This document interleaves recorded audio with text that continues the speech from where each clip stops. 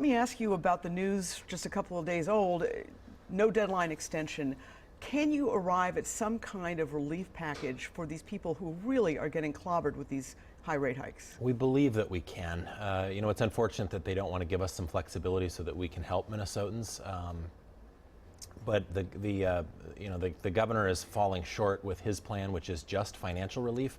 It doesn't help those who have been turned away now from their doctors because of the fact that they're not covered in their plans. So that started happening on January 1st, and we know that that issue is just as serious. We have people in the state of Minnesota who have to travel 60, 80 or more miles to get to a doctor that will take their health insurance now, which is not acceptable, especially in the winter. Well, but the governor's plan is simpler. Most people think it'll be a lot easier to put into effect. It also doesn't have a cap on income limitations. You would limit down the road the kinds of rebates that a family of four making $198,000 would get. That's a lot of money, but if you have two kids in college and you're paying $40,000 a year, which some people in Goodhue County are, family of four, you're not that rich. Sure, and we know that Minnesotans need relief. The governor's plan, we believe, wouldn't give relief to Minnesotans until April 1st. We thought that the state government could do that quicker, could do it more efficiently. I mean, the state government sends millions of checks every year to Minnesotans.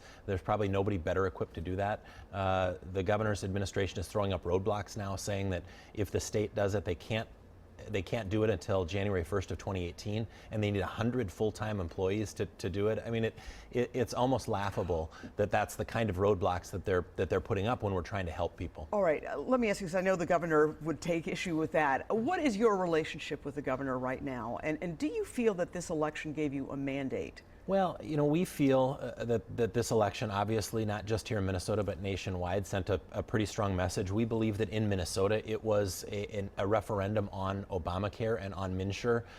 They elected Republicans as a check and balance on the governor's agenda, and I think they trust us more to fix the problem. And we know that the problem isn't just sending checks to Minnesotans, it's also making sure that we can fix the marketplace so that we're not in this situation on January 1st of 2018 again. Okay, you did actually get a tax cut bill in. Any other thoughts on tax policy? We did. We hope for the last 2 years we haven't had a major tax relief bill. This was tax conformity, which will help people file their income tax returns coming up here in the next month or 2 months. So we're glad about that. It passed, I think, through the legislature unanimously, and the governor signed it last week. Okay, let's talk about something that perhaps a lot of people like to talk about, and that is Sunday liquor sales. It comes up every year. It goes down to defeat.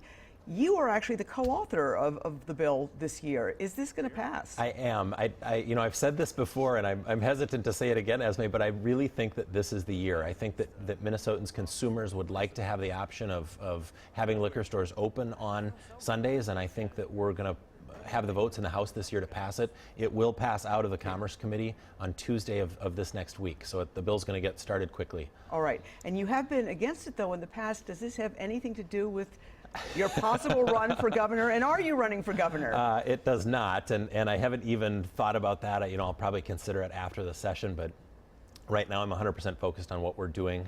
It really has to do with the fact that Minnesotans now are speaking up about this. When I first got in the legislature, we didn't hear from Minnesotans about this issue, only from liquor store owners who said, no, we don't want to be open on Sundays. Which they don't. The mom and pops don't. Have really, there's a big grassroots effort and a lot of grassroots support for changing that law, and I think it's time that we do it.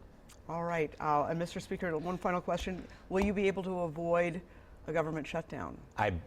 You know what? It's not even an option in my mind. If the governor's willing to compromise, and I think. And are you willing to compromise? I am, and I think that's what Minnesotans very clearly said. We've got a Democrat governor, and they elected Republicans in the legislature, and we've got to work together. Okay. Well, Mr. Speaker, thank you so much, and have fun skiing with your nephew at Wild Mountain later today. I will. Thank you, Nicholas, for coming in. We appreciate it. Thank you.